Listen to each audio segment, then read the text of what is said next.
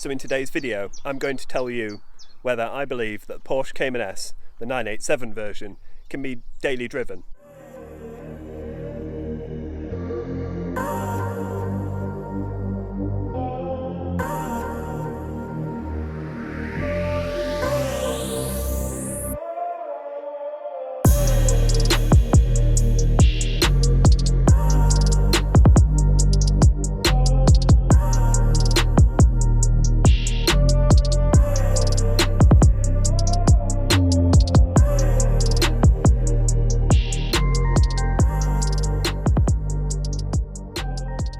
Hi and welcome back to Joe Talks Cars and welcome to another video. I don't actually know what's going on today, but it's really sunny, so I thought better take this opportunity, get out in the Porsche and do a quick video. So in today's video, I'm going to tell you whether I believe that the Porsche Cayman S, the 987 version, can be daily driven, or whether it should be kept as a weekend toy. Having owned the car for around 10 months, I think I've got a really good idea now on what it's like to live with, so let's get straight into the video. When you're considering using a car like this as an everyday car, the first thing you're going to think about is practicality. And I think that's where the Cayman shines. Because not only do you have one boot, but you also have an additional boot in the back. And I'm not talking small boots. You can genuinely fit quite a lot of shopping in these cars. It's really incredible. We've had no issues through the 10 months of owning it, where we've gone to the shops and bought too much and not been able to fit it in. That has never ever been an issue. So from a practicality point of view, you really can't go wrong.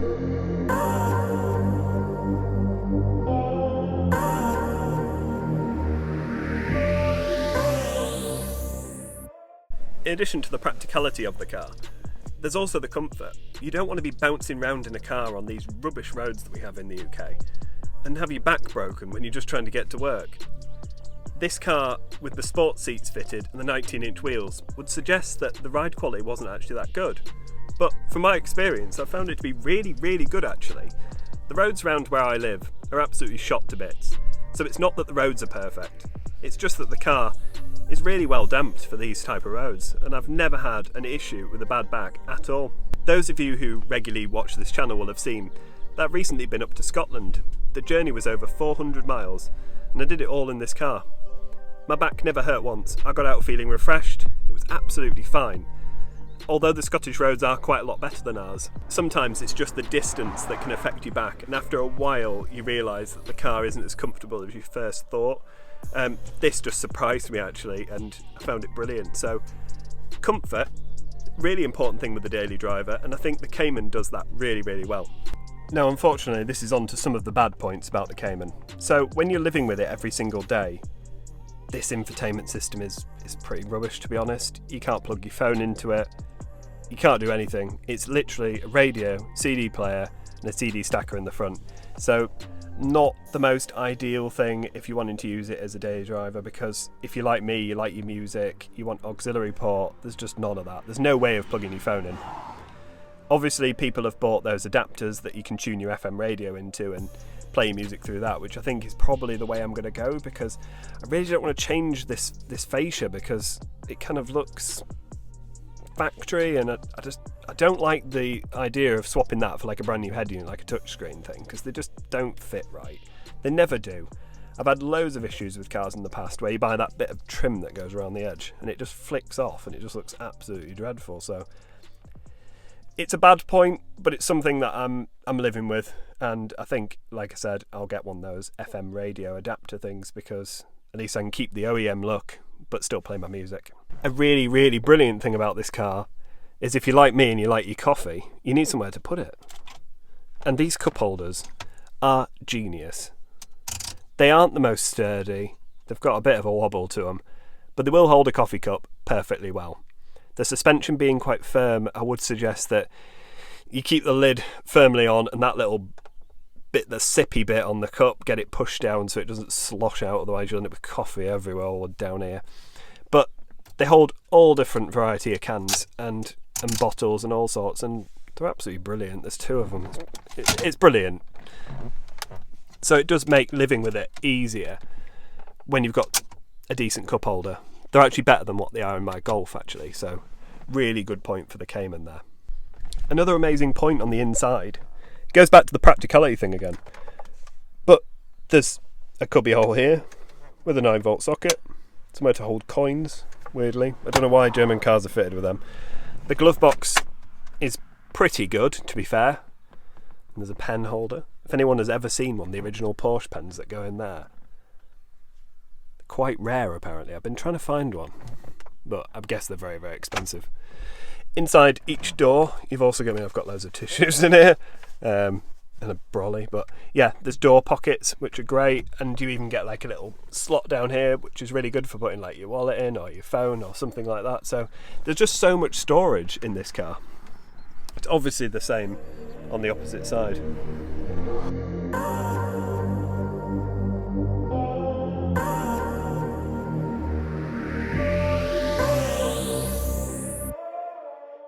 So obviously that sort of covers the interior in terms of living with the car. It's very old-fashioned, it's quite basic, but it's never something that I've ever found an issue with. In the 10 months of owning it, I've not actually sort of felt like I've missed anything, apart from probably Apple CarPlay or something like that, some way of plugging my phone in. That's the only gripe I'd probably have with using it every single day, but to be honest, the best thing you can do with that, turn the stereo off and just listen to that flat 6, because that's what you've got this car for after all. This is another, actually, a brilliant thing which I just forgot to mention. When you jump in the car, sometimes when it's raining and you run out to the car with your coat on and you get in with your coat on. If you're like me, I can't drive with my coat on for some reason. I like to be in a t-shirt. So get it off and just chuck it onto the back. In a Boxster or something like that, you'd have to chuck it on the floor. If you've got a passenger, that wouldn't even be an option. So you'd have to get back out and put it in a boot, because there isn't actually a lot of cabin space, and there's certainly nowhere to shove a coat. So you can just chuck things like coats and just small bags on the back. And with the net, they don't tend to move around at all, so you can wedge things under there. We've had bottles under there and all sorts, so that's really good. Just be careful though, because it just gets slightly warm. I don't think it's from the engine, but actually just from the window it does get quite warm, so don't put anything on there like cream cakes or anything ridiculous like that. I think I've touched on this in a previous video, but a lot of people ask me how much MPG I get and how many miles to a tank I get and that sort of thing. Well, when we went up to Scotland, you'll have seen in a previous video, the car averaged 28 miles to the gallon, which is absolutely incredible. I never expected it to get anywhere near those sort of figures, so I was really pleased with that. And I think when you think that it's a 3.4 litre, it's a sports car, and you didn't buy it to get good fuel economy, I think 28 is quite respectable actually. So since I've done the long run, let's just see how much MPG I am getting.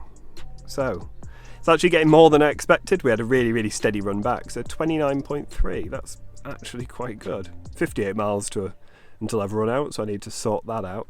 And it tends to get around 350 to the tank. So it's really not that bad, and you don't find yourself filling it up over and over again, because you do get around 350 to 400 miles from a tank, well at least I do. So you don't find yourself going to the petrol stations constantly, which is nice. In terms of fuel economy, if you've never had a car that sort of averages such low numbers like this, I'd say just wean yourself into it. I started out with a car that did around 40 miles to the gallon. I then tuned that one up and put a new engine in it, and I was getting used to running a car around that did around 30. So to drop down to sort of, well, it says 29, but it gets 22 to 23, generally speaking. I don't find it much of an issue. It's just something you get used to. Like I said, you do not buy one of these cars as an economy vehicle. You buy it as a sports car, and it should be driven properly. And with that comes low fuel economy, unfortunately. Another thing about this car which I find brilliant to live with is just the dimensions of it. It's a really, really tiny little car. Makes it super easy to park and just easy to manoeuvre. You don't feel like you're going down any sort of narrow roads, you don't feel like it's getting in the way and that you're going to clip it on stuff. I think apart from the back end where it's quite wide, getting it on and off our drive is really, really easy. And it's not the widest of drives, so I find it super easy to manoeuvre it around. Another thing that I've noticed, and I've had this problem with many, many previous cars of mine, was getting on and off our driveway. It's a very steep driveway, and they always used to scrape. Now, I was very worried when I bought this car because it looked quite low. We parked the Golf right up to the front of it just to see if it looked similar, because the Golf gets on quite nicely. It did look very, very similar, but there's quite a bit of an overhang down the front, so I was really, really nervous. But thankfully, it does get on our drive. Now, a lot of cars do rub on that driveway. Cars such as a Peugeot 308cc really does struggle to get on So it gives you an idea of how usable this car is. It's not too low at the front end that it's going to cause you difficulties over speed bumps and that type of thing. So it makes it really, really easy to live with. You don't worry when you get to these massive speed bumps. It literally will conquer anything.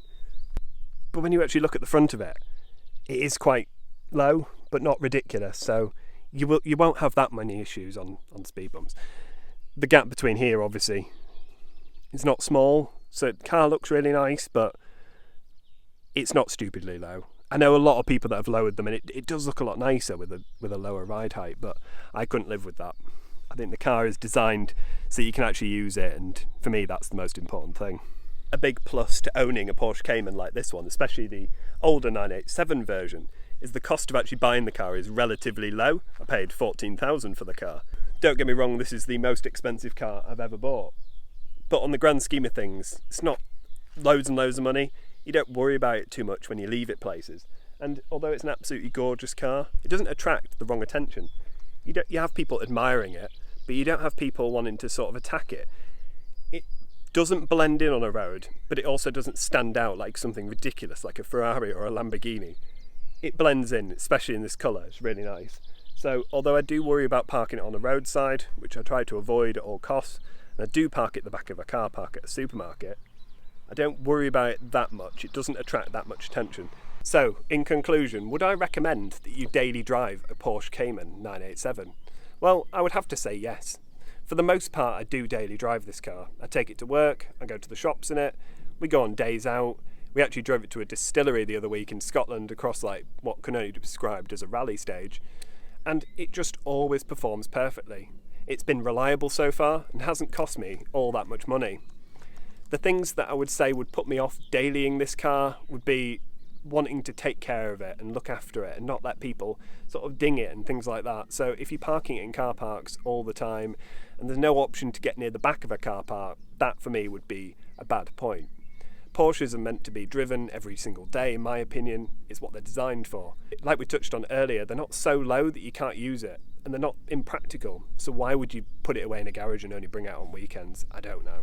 I've had absolutely no issues with this car. It's been super, super reliable. Apart from the added fuel costs, I wouldn't say it costs any more to run than like a Golf GTI. Another negative point that I will touch on actually before we wrap this video up is the fuel type. So it says on the fuel cap that you must run 98 RON fuel. Most garages around here are 95, and then you get the occasional 99, which is what I tend to put in the car. Now I have actually put in 95 during times when I couldn't get the 98 or the 99, and the car really doesn't like it. It almost struggles to start and the car just doesn't feel right. So you do have to get the 99 RON fuel, and if that's not readily available in your area, you might want to consider not daily driving this, because obviously you're going to go through a lot of fuel. But other than that, I would highly recommend daily driving a Porsche Cayman. Get out in your Porsche as much as you can is what I say. And although I haven't told you in this video because I keep getting told off about it, this car's actually an automatic. So that is one of the main reasons why I enjoy driving this as my daily, because it's so simple to drive. You can get stuck in traffic with it and it's brilliant. But I haven't mentioned that until now because people go mental in the comment section about the Tiptronic. So I'm trying not to mention it too much. It's like the elephant in the room. So anyway, I hope you've enjoyed this video. It's given you a bit of an idea on what it's like to daily drive a Porsche Cayman and whether I would recommend it. And I think the answer overall would be yes. So anyway, until next time, bye.